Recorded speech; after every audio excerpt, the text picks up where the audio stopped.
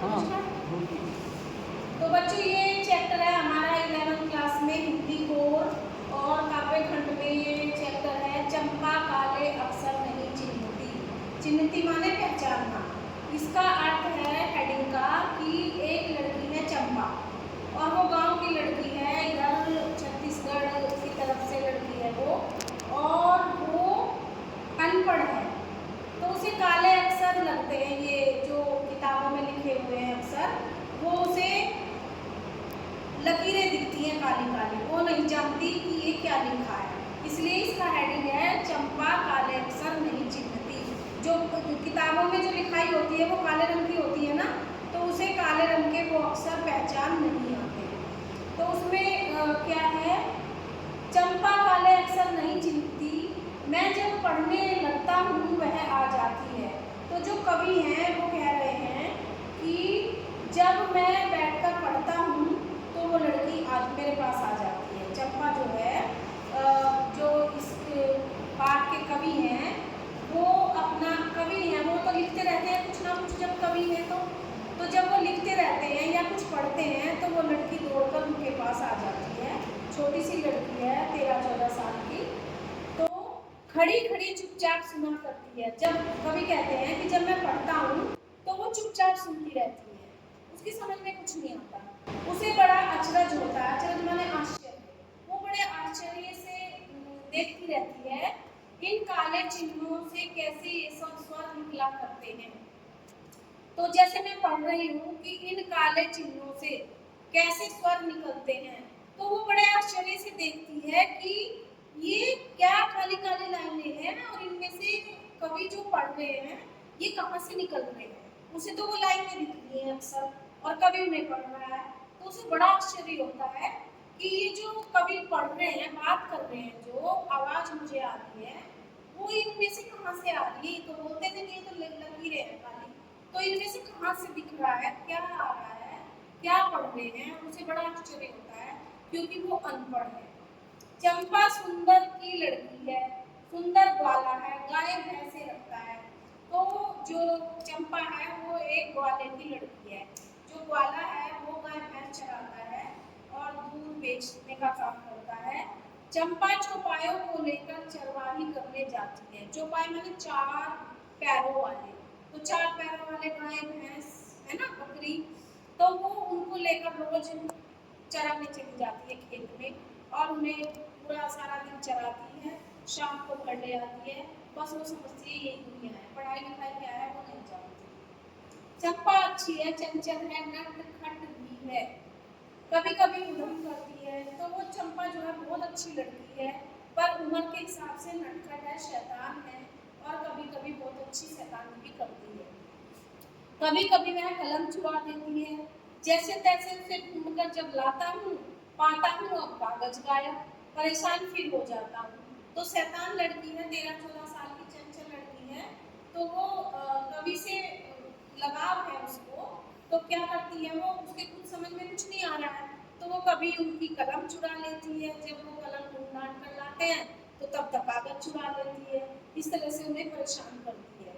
चंपा कहती है तुम कागज की गोदा करते हो दिन भर, क्या यह काम बहुत अच्छा है। वो कहती है, वो लिखते रहते हैं ना, तो कहती है कि तुम कागज को गोदते रहते हो सारा दिन, ये काम मुझे बिल्कुल अच्छा नहीं लगता। बैठे रहते हो एक जगह कमरे में और बस यूं गोदते रहते हो। यह सुनकर मैं हंस देता हूँ, फिर चंपा चुप हो जाती है। उस दिन चंपा आई, मैंने कहा कि चंपा तुम भी पढ़ लो, हारे गाढ़े काम सरेगा, गांधी बाबा की इच्छा है सब जन पढ़ना लिखना सीखे। तो कवि कहते हैं एक दिन चंपा आई तो उसको कहा कि चंपा तुम्हें बड़ी परेशानी होती है इन अक्षरों को लेकर, तुम पढ़ना शुरू कर दो थोड़ा थोड़ा।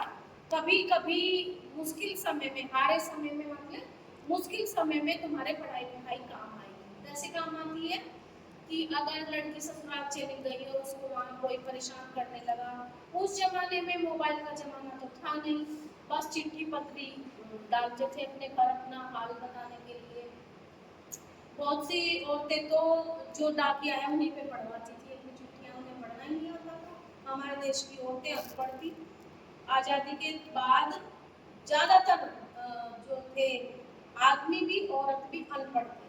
फिर आदमियों ने पढ़ना शुरू कर दिया, तो औरतों को तो लड़कियों को तो कोई पढ़ाता ही नहीं था। तो कुछ लोग थे संस्कारी लोग अच्छे, जिन्हें शिक्षा के महत्व का पता था, उन्होंने अपनी बेटियों को पढ़ाया, पर उनकी संख्या बहुत कम थी। बहुत ही कम लोग अपनी लड़कियों को पढ़ाते थे। नहीं तो बोलते थे कि शादी हो के दूसरे घर जाना है, चूल्हा चौका सीखो, पढ़ के करोगी क्या। तो आज के जमाने जैसे नहीं पढ़ती थी लड़कियां। तो वो गांधी जी ने वो चलाया था कि सब जन पढ़े सब जन बढ़े। तो सब जन में स्त्री पुरुष सब अपना देश जब पढ़ेगा तब आगे बढ़ेगा। तो उसी का प्रयास है ये आज कि हर घर से लड़की लड़का सब समान शिक्षा प्राप्त कर रहे हैं। तो वो कहते हैं, उस दिन उस लड़की से कहते हैं कि चंपा, अगर तुम पढ़ोगी तो तुम्हारे आड़े वक्त में काम आएगा। अगर तुम कहीं दूर चली गई या तुम्हारा पति तुम्हें छोड़कर दूर चला गया नौकरी करने, तो तुम चिट्ठी से हालचाल तो ले सकती हो। तो उसमें वो जवाब देखो क्या देती है। चंपा ने यह कहा कि मैं तो नहीं पढ़ूंगी। तुम तो कहते थे गांधी बाबा अच्छे हैं, वे पढ़ने लिखने की कैसी बातें कहेंगे, मैं तो नहीं पढ़ूंगी। मतलब उनका मतलब था चंपा का कि जो लोग पढ़ने लिखने को कहते हैं ना, वो बुरे हैं। और तो वो कहते थे, उसे कहानी सुनाते रहते थे कि गांधी जी इतने अच्छे हैं, गांधी जी ने ये किया, कांग्रेस ने ये किया। तो वो इसलिए कह दिए, उन्होंने कहा था ना कि गांधी बाबा कहते थे सब जन पढ़े। तो उत्तर दे दिए कि आप तो कहते थे गांधी जी बहुत अच्छे हैं, फिर वो पढ़ने के लिए कहते हैं, तो अच्छे कैसे हुए।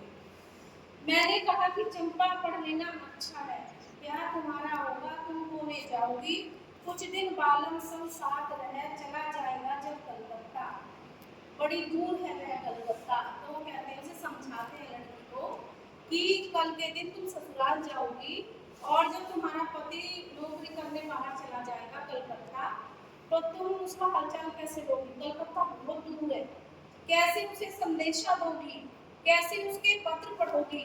चंपा, पढ़ लेना अच्छा है। तो उसे समझाते हैं कभी, चंपा तुम पढ़ लो, पढ़ना अच्छा है। अब देखो चंपा का जवाब क्या कहती है वो। चंपा बोली, तुम कितने झूठे हो, देखा, हाय राम, तुम पढ़ लिख कर इतने झूठे हो, मैं तो ब्याह ही नहीं करूंगी, मैं पढ़ूंगी नहीं, और पढ़ो, जब वो मैं ब्याह ही नहीं करूंगी तो मुझे चिट्ठी क्यों लिखनी पड़ेगी, इसलिए मैं बिल्कुल नहीं पढ़ूंगी, मुझे पढ़ना बिल्कुल अच्छा नहीं लगता। और कहीं जो ब्याह हो भी गया तो मैं अपने बालम को संग साथ रखूंगी, मैं कलकत्ता जाने ही नहीं दूंगी, कलकत्ता मैं कभी न जाने दूंगी, कलकत्ते पर बजर गिरे, बजर माने बिजली।